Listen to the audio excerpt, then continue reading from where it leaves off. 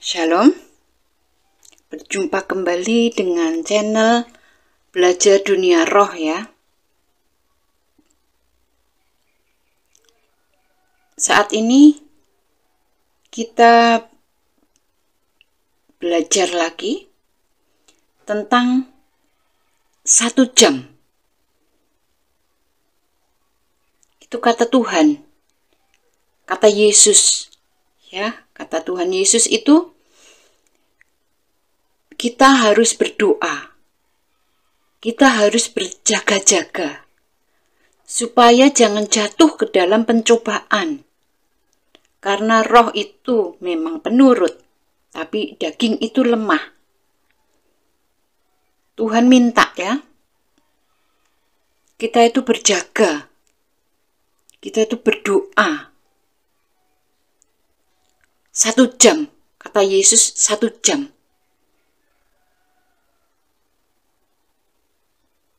Mengapa 1 jam? Tuhan bilang 1 jam. Dan Tuhan bilang, kejarlah perkara-perkara yang rohani. Kalau kita mengejar perkara-perkara yang rohani, kita akan tahu setiap kata, setiap tulisan-tulisan yang di Alkitab itu. Kita akan bisa membongkar kenapa Tuhan bilang begini, kenapa ada ayat yang begini. Kalau kita sambungkan dengan perkara yang roh. Ya, karena Tuhan bilang, kejarlah perkara-perkara yang rohani. Ya,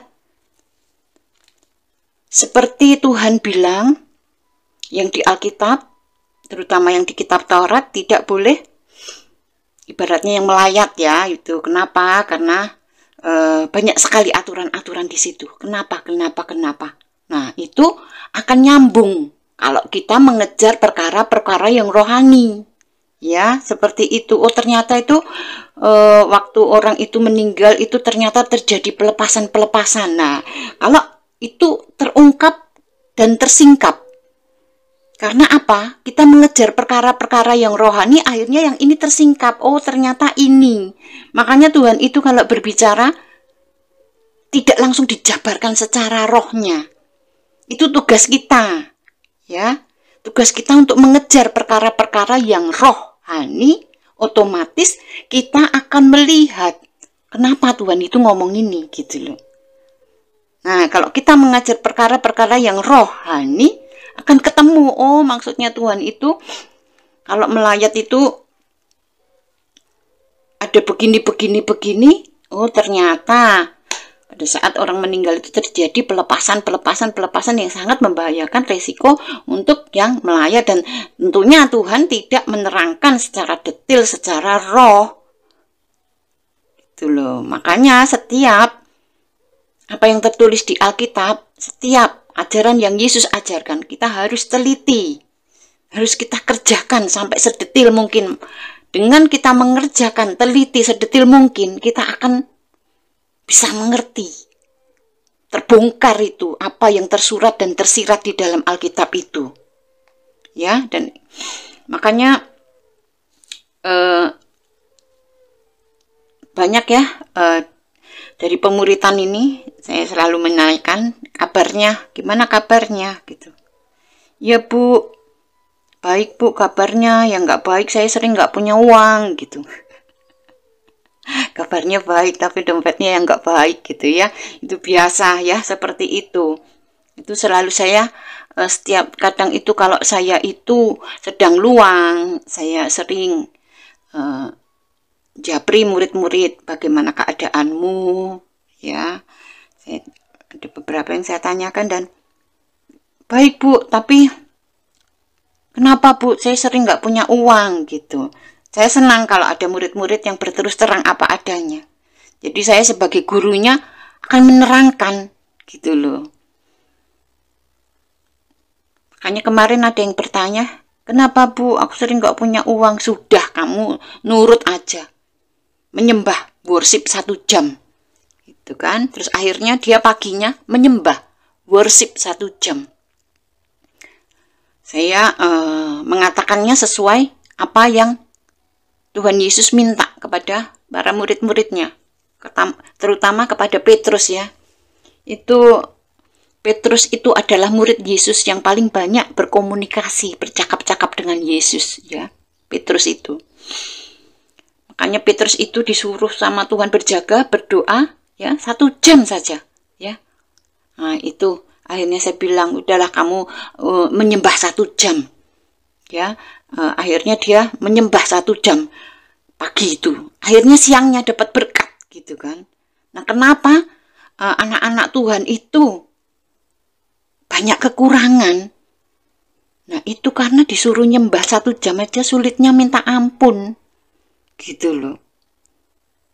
Jadi harus diterangkan dulu sampai ngeh baru mau. Kalau udah diterangkan sampai ngeh, baru langsung berlomba ya. Itulah makanya pentingnya orang Kristen, anak-anak Tuhan itu diajar sampai ngeh, sampai ngerti supaya hidupnya berkemenangan. Nah, ini tugas dari pembimbing rohani, ini tugas dari rohaniawan yang punya murid-murid ya, yang punya anak-anak sel, anak-anak rohani yang banyak. Kamu harus mengajarkan sedetil mungkin sehingga yang kamu ajar, yang kamu gembalakan, yang kamu bimbing itu mengerti. Kalau mengerti dia akan mudah melakukannya.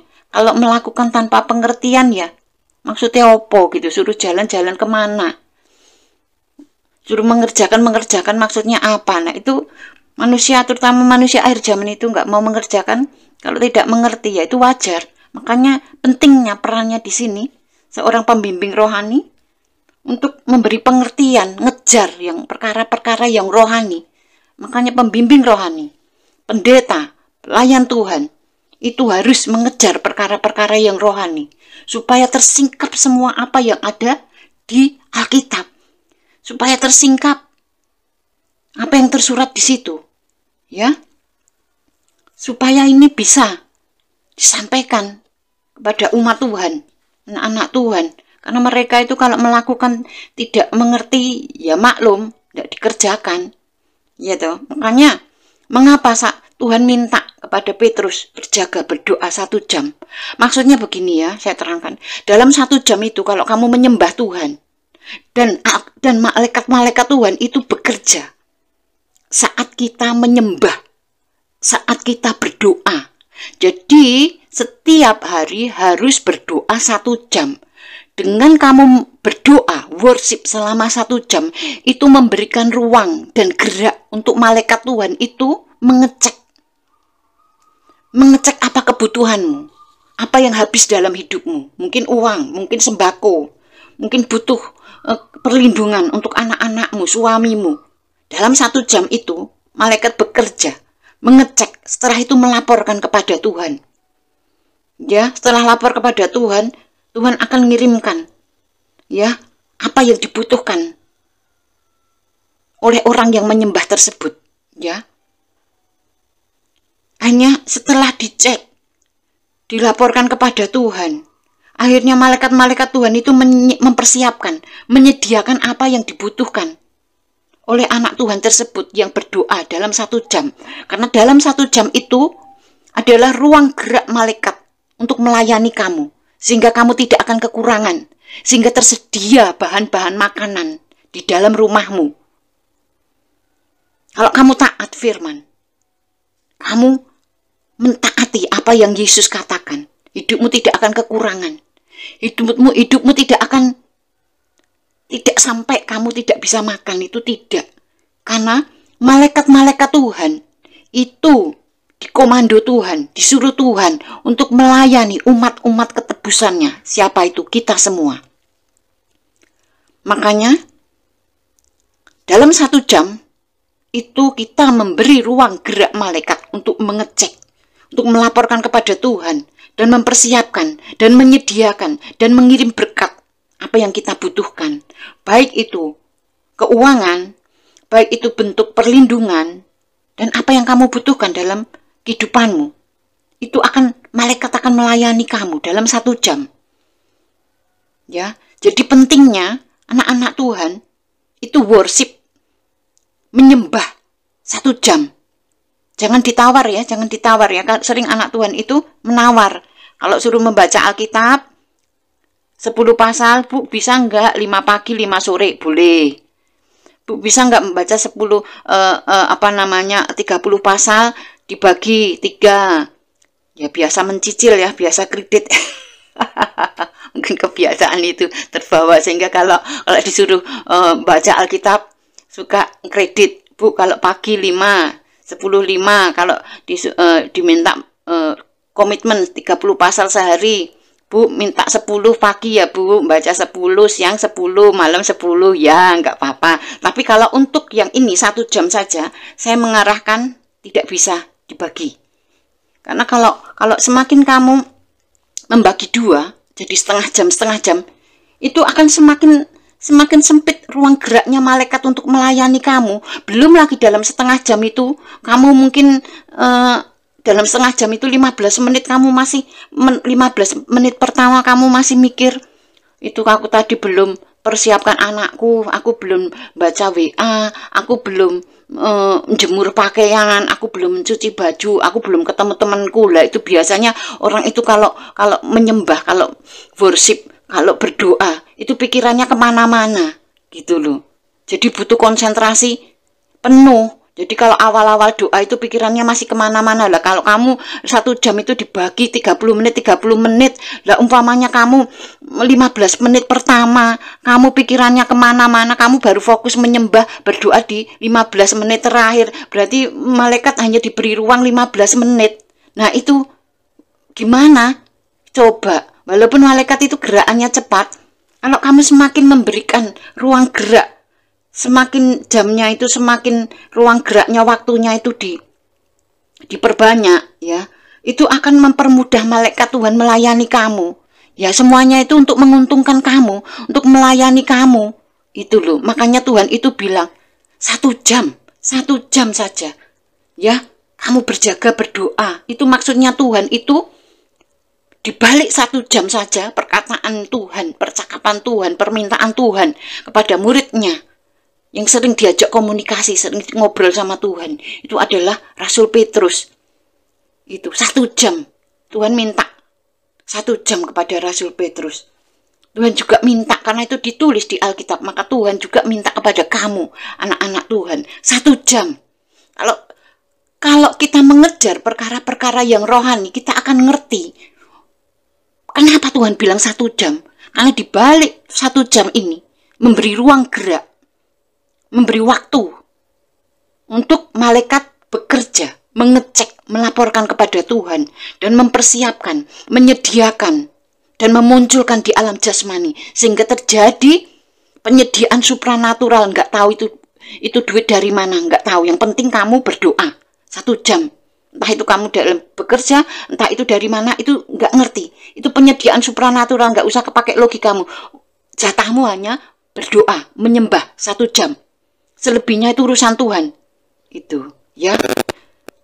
Contoh waktu saya itu mendoakan, saya sering ya memuridkan, dan saya tuh sukanya itu kalau memuridkan itu, yang saya muridkan itu mesti harus terbuka 5 panca indera rohnya, minimal mata. Jadi kalau saya itu berdoa, murid itu yang sudah saya muridkan itu tak suruh lihat prosesnya dalam saya mendoakan. Jadi saya doa, terus muridnya melihat gerakan waktu saya berdoa ya. Jadi waktu itu saya berdoa, dan waktu itu ada seseorang ya, seseorang yang lehernya itu dilingkari oleh ular ya. Jadi ular. Jadi waktu itu saya berdoa, dan aku minta murid ini itu masih sekolah itu ya, karena yang dimuridkan itu orang tuanya, dan ini anak ini ngikut gitu loh waktu saya mengajar membuka 5 panca indera rohnya. Nah ini anak ini juga ikut gitu. Terus akhirnya lihat ya tante ya, lihat tante ini doa, kamu lihat di alam rohnya itu, kamu lihat malaikatnya gitu kan. Terus akhirnya aku berdoa, aku berdiri tegak dengan kuasa otoritas Tuhan Yesus Kristus, minta malaikat Tuhan untuk mengangkat ini ular yang ada di lehernya orang itu, diangkat buat naik ke tahta Allah gitu kan. Terus aku bilang gitu, amin. Langsung murid itu, anak tersebut bilang, Tante Vita yang doa terlalu cepat, itu ularnya itu baru diangkat. Tante Vita langsung bilang amin. Ya nggak jadi diangkat, itu ularnya masih di situ gitu kan. Terus oke, ya diulangi lagi ya. Terus akhirnya aku yang doa, aku panjangin lagi. Malaikat Tuhan, aku pelan-pelan ini minta tolong, ularnya ini dibawa naik. Yuk dilepaskan, bawa naik ke tahta Allah, biar Tuhan Yesus yang menentukan. Setelah itu terserah Tuhan mau dibuang kemana itu ularnya, tapi nggak stay di surga gitu ya. Nah setelah itu udah gitu, akhirnya amin. Udah belum? Udah. Jadi waktu kita berdoa itu malaikat Tuhan bekerja.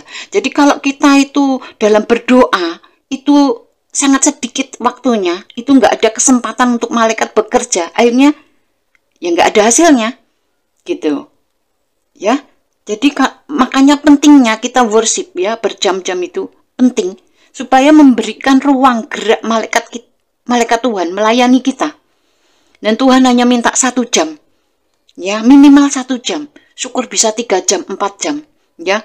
Semakin banyak malaikat Tuhan itu diberi ruang gerak, semakin akan tersedia penyediaan supranatural di dalam kehidupan kita. Banyak ya anak-anak Tuhan itu yang sulit sekali untuk worship 1 jam. Aduh, sudah aku minta gitu, sulitnya minta ampun.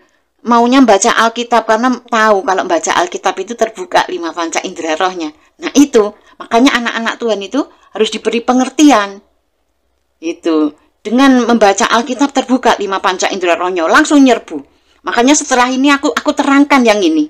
Karena dari kemarin untuk worship 1 jam itu sulit. Makanya ini saya terangkan. Pasti setelah ini akan berlomba untuk minimal berdoa 1 jam. Ya itulah. Anak-anak Tuhan itu perlu diterangkan sedetil mungkin. Kenapa Tuhan itu menyuruh begini, itu kenapa di alam rohnya. Karena Tuhan itu tidak mungkin menerangkan gini loh Petrus, kamu doa 1 jam, ini maksudnya begini-begini. Nggak mungkin Tuhan seperti itu ya. Ya. Tuhan ya cuman bilang sama Petrus berdoa ya, berjaga ya 1 jam. Setelah itu Tuhan bilang kejarlah perkara-perkara yang rohani. Kalau kita ngejar perkara-perkara rohani, maka akan mengerti maksudnya Tuhan itu 1 jam itu apa. Nah dalam 1 jam itu memberi ruang gerak aktivitas malaikat bekerja, mengecek, melaporkan apa kekurangan kita, apa yang dibutuhkan kita. Sehingga malaikat itu melaporkan dan mempersiapkan, menyediakan, dan mengirim di alam jasmani. Sehingga terjadi penyediaan supranatural dalam kehidupan orang-orang yang berdoa minimal 1 jam. Seperti yang kemarin itu, ada yang bertanya, Bu, saya sering nggak punya uang. Ya sudah, aku minta, kamu taat aja.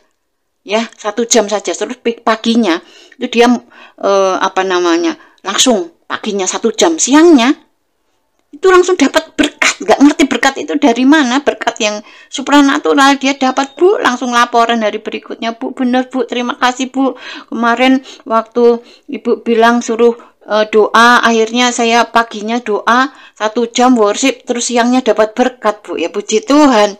Makanya kadang itu murid-murid itu kalau diajar nurut dulu ya.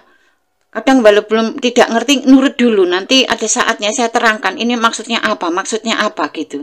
Karena memang manusia-manusia akhir zaman itu kalau disuruh mentaati firman itu selalu berdalih, untungnya apa buat aku? Kalau nggak ada untungnya, ya nggak mau.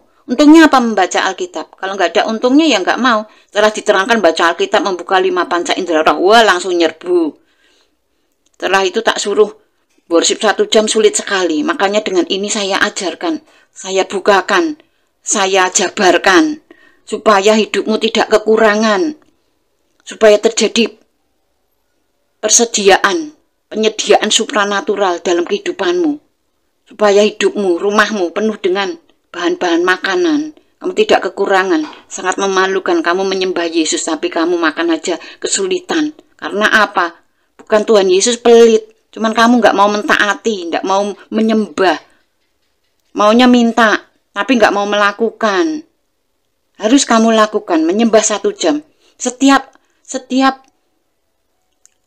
komando Tuhan, setiap Tuhan itu menyuruh kamu melakukan sesuatu, itu bukan untuk kepentingan Yesus, itu bukan untuk kepentingan Tuhan, tapi itu untuk kepentinganmu.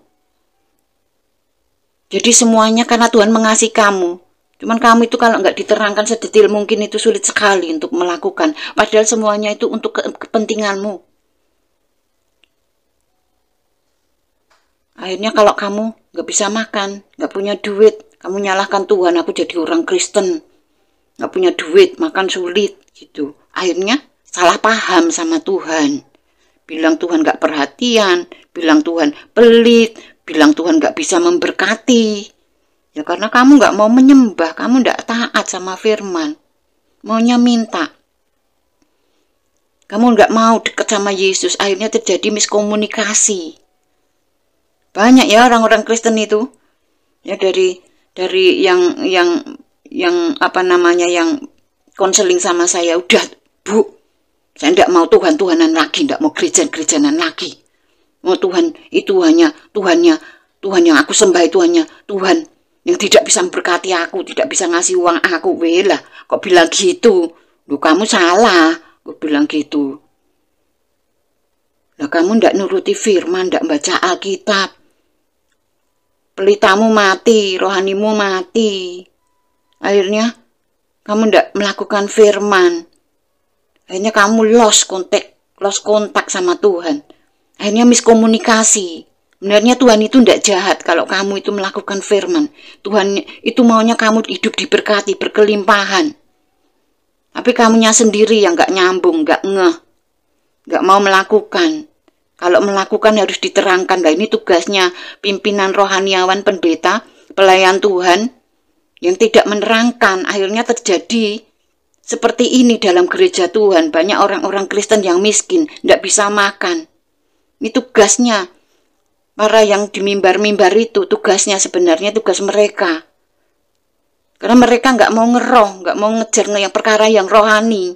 Hingga akhirnya nggak tahu di mimbar itu ngomong apa. Akhirnya banyak orang-orang Kristen yang seperti ini, model-model seperti ini. Akhirnya nanti nyalahkan Tuhan. Gimana ini pekerjaan dari para pendeta-pendeta itu. Ini membawa dampak, efek yang tidak baik kalau ini dari rohaniawan ini, pendeta, pelayan Tuhan yang tidak bekerja sebagai alat, yang tidak bekerja maksimal. Akhirnya, ya ini, orang-orang Kristen seperti ini. Gitu. Kalau para pelayan Tuhan, pendeta, rohaniawan itu bekerja dengan baik, maka kekristenan, orang-orang Kristen itu tidak bisa seperti ini. Gitu. Akan diberkati semua. Makanya tugas kita semua, pembimbing rohani, arahkan. Kejar Yesus, kejar firman Tuhan. Berdoa. Minta dibukakan ini ayatnya apa, pembukaan arti pengertian rohaninya apa, sehingga bisa dijabarkan kepada anak-anak Tuhan. Supaya anak-anak Tuhan jangan miskin, jangan kere. Memalukan itu. Itu tugas para pelayan Tuhan, dijabarkan semuanya. Semuanya untuk kemuliaan Tuhan. Ya, begitu ya semuanya. Harap dipahami apa yang kata Yesus katakan kepada muridnya, pada Rasul Petrus, 1 jam. Jadi paham ya, dalam 1 jam itu malaikat bekerja. Supaya terjadi penyediaan supranatural dalam kehidupanmu. Juga ada perlindungan untuk anak-anakmu, untuk suamimu, ya, begitu ya. Semoga kiranya ini menjadi berkat. Dan secepatnya kamu mengambil tindakan, berdoa, worship 1 jam, supaya permasalahanmu kelar, ya. Tidak ada yang namanya kekurangan, tidak ada yang namanya tidak punya duit, ya. Tuhan Yesus memberkati.